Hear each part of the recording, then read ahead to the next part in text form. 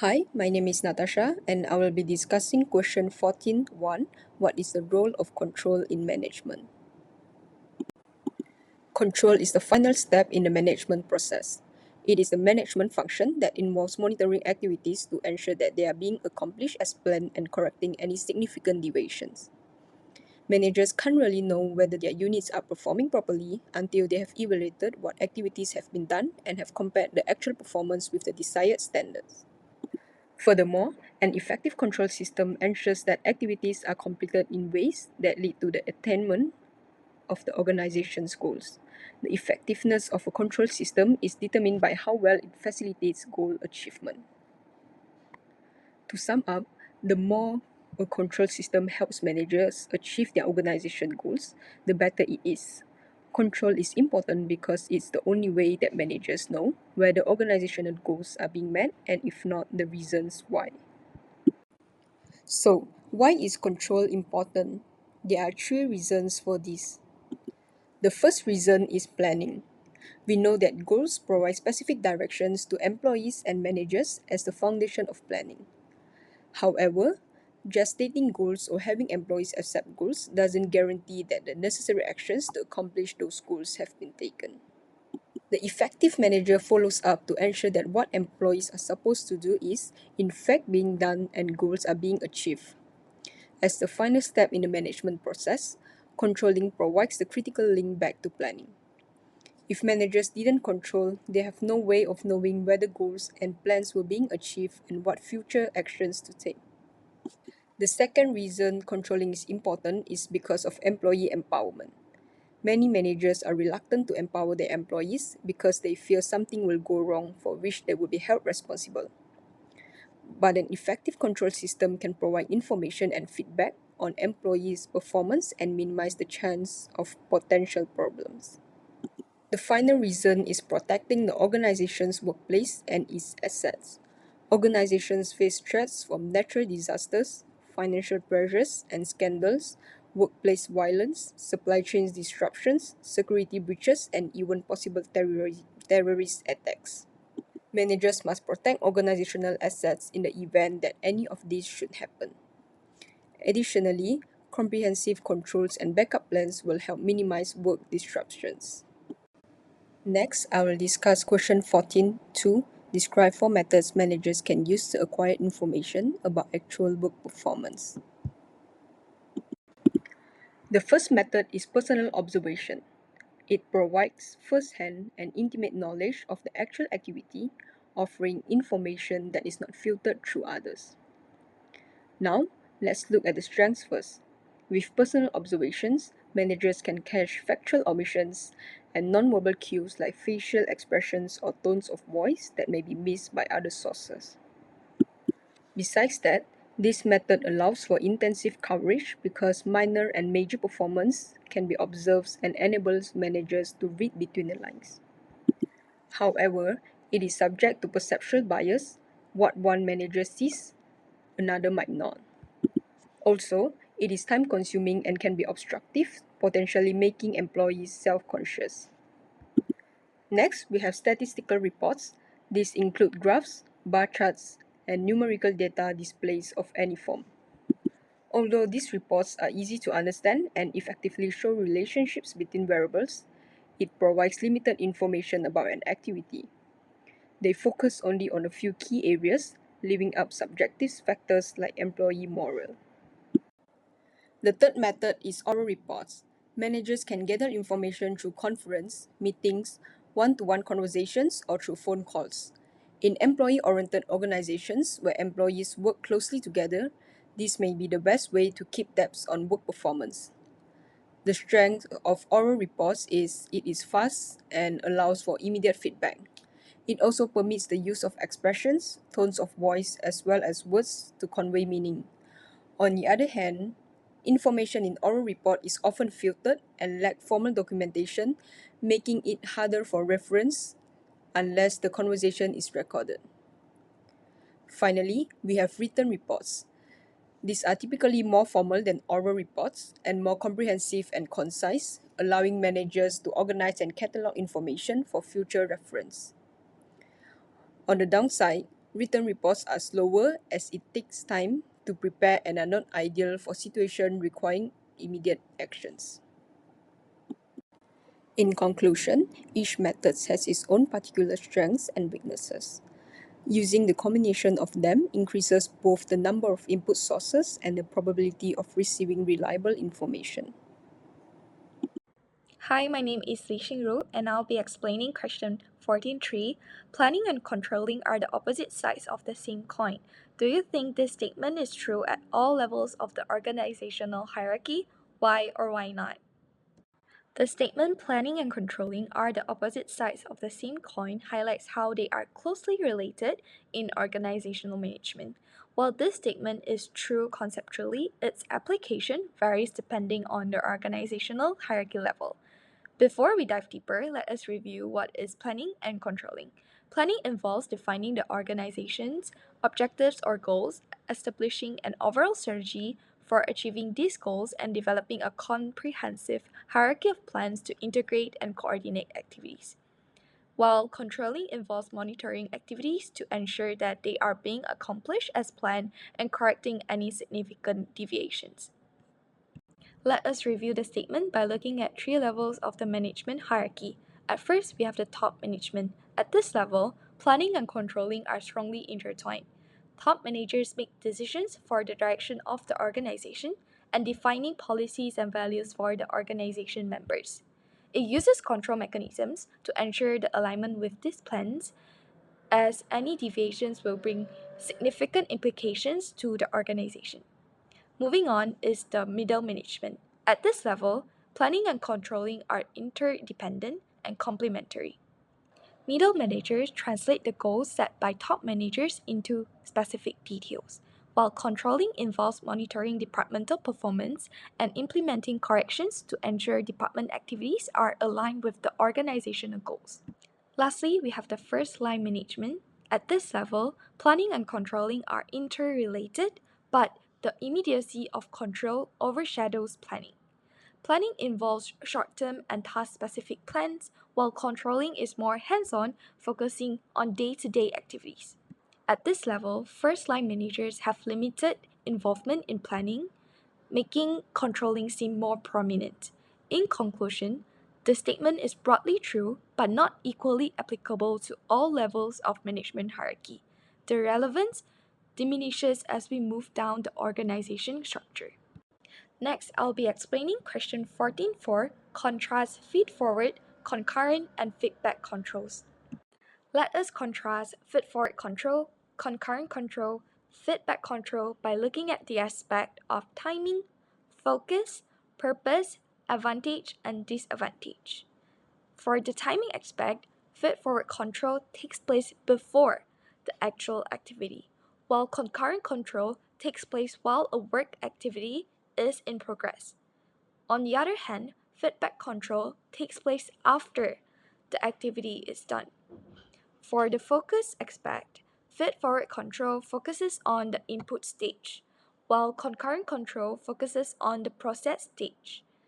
On the other hand, feedback control focuses on the output stage. Moving on to the purpose aspect, feed-forward control aims to prevent problems before they occur by anticipating problems and potential issues, while concurrent control aims to real-time monitor ongoing processes and activities and make adjustment on the spot. On the other hand, feedback control aims to analyze past performances to determine if goals were achieved. Next up is the advantage aspect. Feed-forward control is proactive and avoid problem, while concurrent control allows immediate adjustment to be made. On the other hand, feedback control gives managers meaningful information on how effective their planning efforts were, and it enhances motivation. Lastly, for the disadvantage aspect, feed-forward control relies on accurate forecast because it happens before the activity, while concurrent control is resource intensive because it requires real-time monitoring. On the other hand, feedback control cannot fix issue immediately because it happens after the activity is done. Hi, I'm Zoe, and I'll be explaining question 5. Feedback control is after the fact. Illustrate why its use may be perceived as a disadvantage for any organization. Now we have 3 examples here. Let's look at the first one is camera manufacturer. They use feedback control by inspecting their cameras at the end of the production line. Now what will happen? Firstly, quality issues are identified after the production is complete, resulting in wasted time and resources on defective units. Secondly, repairing or replacing those devices need higher costs. And finally, if the defective cameras reach consumers, the company may suffer from negative reviews and damage to its brand reputation. Let's move on to the next example is telecom company that use feedback control in customer service feedback. Problems like long wait times are only addressed after customers had already experienced the dissatisfaction, potentially leading to customer friction. Besides, by the time the feedback is processed, the company has lost valuable time to improve their service during the month, which will increase customer frustration and also reputational damage. That will lead to no new customer. The last example is retail chain that relies on feedback control in financial reporting, resulting that they had overspent their budgets due to unplanned expenses. The disadvantages illustrated here are they are unable to fix the problem in real time, and adjustments are too late to prevent financial strain. Lastly, the organization might face cash flow issues or miss other investment opportunities because funds were spent inefficiently. Hi, my name is Ian Dong, and I'll be presenting case application 1, topic control process, social responsibility. I'm Chong Soo Hui. Here are 10 summary points for case application 1, which is healthy fast food. First, food with integrity promise. Chipotle core principle was to provide healthy, fresh fast food with non-GMO, organic and locally sourced ingredients. Second, growth challenges. As the chain expanded to over 2,200 locations, maintaining quality and food safety standards became increasingly difficult due to the huge and complexity of its supply chain. Third, food contamination issues. From 2015 onwards, Chipotle faced multiple foodborne illness outbreaks, including E. coli, norovirus, and salmonella, which sickened hundreds of customers across multiple states. Fourth, negative impacts to business. These outbreaks lead to over 500 customer illnesses, store closures, lawsuits, a 30% drop in sales, significant impacting Chipotle's reputation, and causing a significant decline in its stock value. Fifth, supply chain complexity. Unlike competitors using centralized sourcing, Chipotle rely on hundreds of local vendors and in-store food preparation, which, allied with its values, increase the risk of food contamination. Besides, lack of centralized control, Chipotle's decentralized approach made it harder to ensure consistent food safety across all locations. Moreover, crisis response. To address the crisis, Chipotle implemented new food safety measures, including increased testing, centralized food preparation, and reduced vendor base. Furthermore, temporary closures. The company temporarily closed all its stores for an afternoon to retrain employees on new food safety protocols. Then, criticism. Critics argue that Chipotle, which emphasizes food quality, should have prioritized food safety earlier. Lastly, leadership changes. Founder and CEO stepped down, and new management is working to rebuild the company and regain consumer trust. So why is it important for Chipotle to revise company food handling and food supply standard? It is vital for Chipotle to revise the company food handling and food supply standards, as they have to address the food contamination problems that occurred. By revising this standard, they can ensure the food safety, rebuild customer trust, and protect company's reputation and financial stability. Which controls would be more important to Chipotle? Feed forward, concurrent, or feedback? Explain, and why is this level of managerial control necessary? From my perspective, feed-forward controls would be the most important for Chipotle because they focus on preventing issues before they occur by ensuring high-quality ingredients and safe handling practice in the supply chain. Concurrent controls are also essential to monitor food preparation process in real time. Besides, feedback controls are necessary to evaluate outcomes and learn from past incidents. This combination ensures effective oversight to prevent future food safety crises. So how can Chipotle make sure that all of the employees following the new food handling standards? First and foremost, comprehensive training is essential to familiarize employees with the food safety protocols. Ongoing training sessions can ensure all staff understand and follow proper procedures. And second, regular monitoring and audits. Managers and supervisors can conduct regular inspection and audits to observe food handling practice in real time. And third, standards operating procedures (SOPs). Clear and detailed SOPs should be developed for every stage of food preparation and handling, from receiving ingredients to serving customers. Okay, so I will be discussing about the question 14 and 14. So explaining the statement, the more basic the food chains, the easier it is to control. So is there any managerial advice on the control here? And explain. So I will be discussing the concept of a basic food chain in a business context and the managerial strategies to ensure its smooth functioning.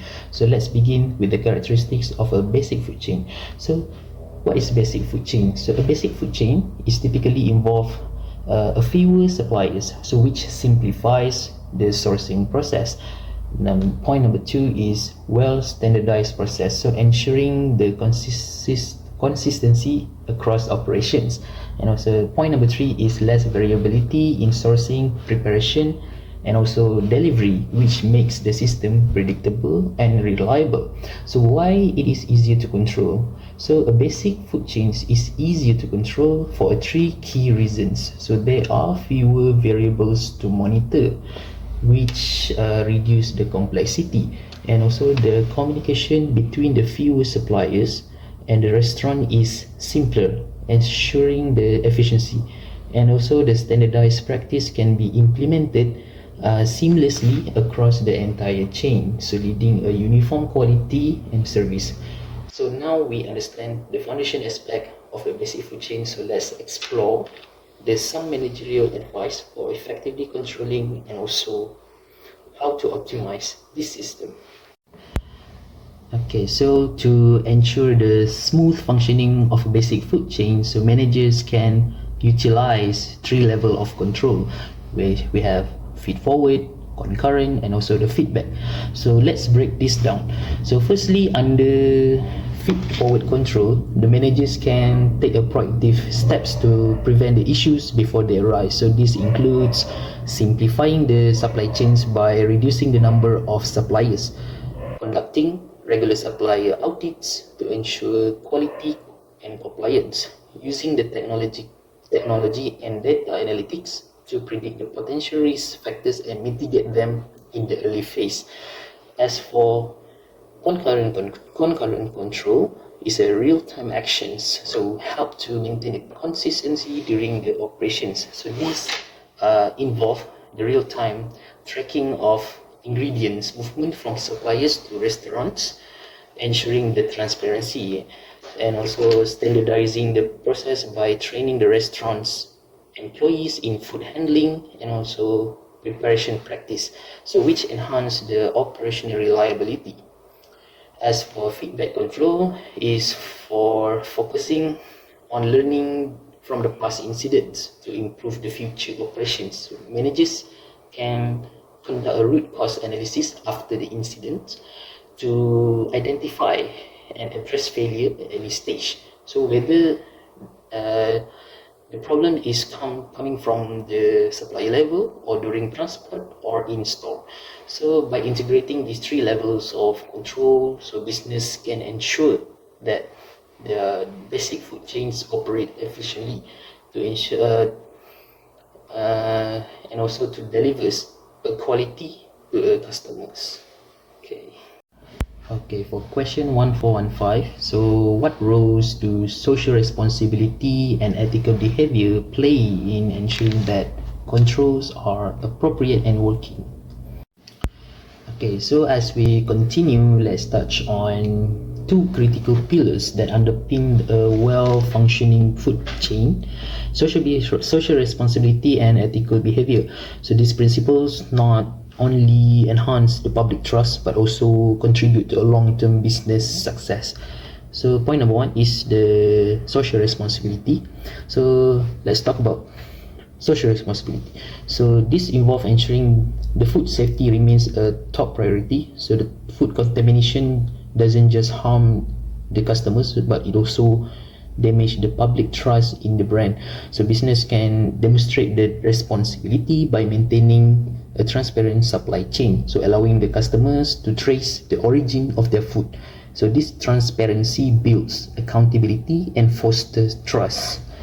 Okay, as for ethical behavior, so the next is about putting the safety before the profits. So for instance, so prioritizing customer safety even when it means incurring higher operational costs reflects the strong ethical leadership. So additionally, acknowledging mistakes and taking a corrective action when failures occurs, such as foodborne illness outbreaks, is essential. So this demonstrates accountability and a commitment to doing what is right. So conclusion is ultimately by integrating the social responsibility and also ethical behavior into their operations, so business not only safeguard the public health but also build a resilient and also a reputable brand. So that's all from me. Thank you. Now moving forward to case application 2, which is if you can't say something nice, don't say anything at all. Here are 10 summary points for case application 2. First, employee performance control. Managers play a key role in ensuring employees meet organizational goals. Second, shifting to positivity feedback. Many organizations are shifting from traditional negative performance reviews to focus on positive feedback and employee strengths. Besides, reduce emphasis on negative. Companies like Boston Consulting Group minimize negative feedback, focusing on one or two areas for improvement instead of dealing with past mistakes. Fourth, reason for changes. The positive matter emerged as a result employee dissatisfaction and turnover following severe performance reviews. Moreover, focus on career development. Companies like PricewaterhouseCoopers, PwC emphasizes future potential in career outlook discussion, which focusing on an employee future within the organization rather than past shortcomings. Then, recognition and rewards. PwC implemented mechanisms like e-cards and financial incentives to recognize and reward positive employee contribution. Furthermore, tough love approach. Some companies like Netflix maintain a traditional approach with high performance standards and a no tolerance policy for underperformance. Besides, performance-driven culture. Netflix emphasizes a performance-driven culture where high achievement is rewarded and penalizes underperformance. Another point is differing philosophy. Companies differ in their approaches by balancing between nurturing positivity and setting strict performance standards. Lastly, impact of feedback styles. Positive feedback fosters morale and retention, while tough feedback emphasizes accountability. Is controlling employee performance an important responsibility of managers? Discuss. Yes, controlling employee performance is an important responsibility of a manager. Managers are responsible for ensuring the goals and objectives of the organization are met. With effective control on employees' performance, managers can align employees' effort that leads to the attainment of the organization's goal. Controlling employee performance also allows managers to monitor employees' progress, ensure that they are on the right track, and also identify areas for correction. It also empowers employees. For example, managers in Boston Consulting Group can give employees feedback and assistance to help them improve performance. This benefits employees' individual development, career happiness, and also satisfaction. Lastly, it can help to protect workplace and its assets. For example, comprehensive controls on employees' performance can minimize work disruption, which can be caused by employees' lack of desire to do job, low satisfaction, and also absenteeism. 1417. Should manager focus only on positive feedback? Explain. The answer is no. Although positive feedback highlights the accomplishment of employees, which give them the motivation to continue their hard work, it excludes the criticism that might help them to reach higher level. Negative feedback can help employees to recognize errors, downfalls, and also more efficient way of doing things. These help the employees to improve their weaknesses. So managers should still point out the negative feedback to employees, but communicating it constructively and also appropriately. So here I propose the best practice of the feedback method, which is the feedback sandwich. This method balances the positive and negative feedbacks, sandwiching constructive criticism with positive feedback at the start and at the end. So managers can start with the positive comments to praise employees' strength, then provide constructive criticism or feedback on areas that needs improvement, and lastly, end the conversation with a positive note, reaffirming the employee's action. Hi, my name is Ong Jun Feng. I'll be explaining question 1418. What are the risks associated with providing employees only positive feedback and providing limited feedback on areas of improvement? First, employees may become complacent. If they believe their current performance is sufficient and no areas need improvement, they may not feel the need to push themselves further or strive for growth. Second, critical performance gaps or skills deficiencies might remain unaddressed. These gaps could lead to inefficiencies within the organizations, and over time, they may create bigger problems that could have been solved with timely feedback. Another issue is the loss of credibility. If managers focus excessively on positivity, the feedback they give might come across as insincere or superficial. Over time, employees may not take this feedback seriously, undermining its effectiveness. Finally, there's the problem of reduced accountability. Without constructive criticism, employees might not take the ownership of their mistakes or feel the urgency to improve. This can result in a culture where mediocrity is tolerated rather than excellence being encouraged. Clearly, while positive feedback is important, it must be balanced with constructive input to ensure employees understand their areas for improvement and remain motivated to grow. For question 1419, where would you be more comfortable? An organization with a performance reviews approach like the Boston Consulting Group or more like Netflix? Make a list of the pros and cons of both approaches before you make your choice. What career advice would you take away from this? Let's start with the Boston Consulting Group's approach. One of the main advantages of this approach is that it boosts employees' morale and confidence. Employees feel valued when their contributions are recognized, which creates a positive and supportive environment. Additionally, it fosters a culture of encouragement where employees are motivated to celebrate their progress. However, this approach does have its drawbacks. By focusing heavily on positivity, managers may risk neglecting necessary areas for improvement. Employees might not receive the critical feedbacks they need to address their weakness and grow. Furthermore, this approach can lead to ambiguity about performance expectations. Employees might be unsure about where they stand and what they need to do to reach higher standards. While the Boston Consulting Group's approach creates a nurturing workspace, it can fall short when it comes to promoting continuous development and clarity in expectations. Now, let's look at Netflix's approach. First, this method focuses on high accountability and performance standards, which can push employees to deliver their best work. Besides that, by providing candid and constructive feedback, Netflix encourages employees to confront their weakness and build resilience, helping them grow both personally and professionally. However, There are some challenges with this approach.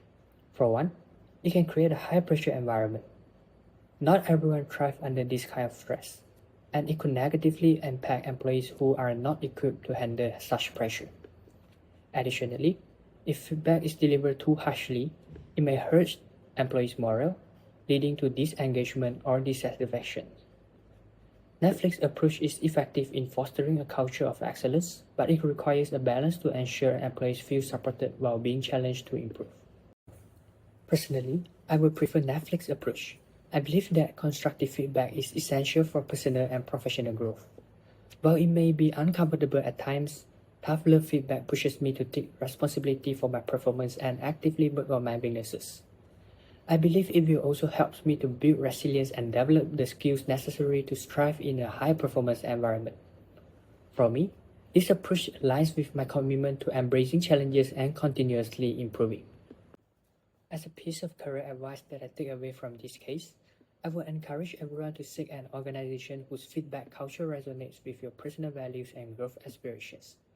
Strive to develop a growth mindset and resilience so that you can benefit from both praise and constructive feedback. By doing so, you will be better equipped to achieve your goals and maximize your potential. Thank you.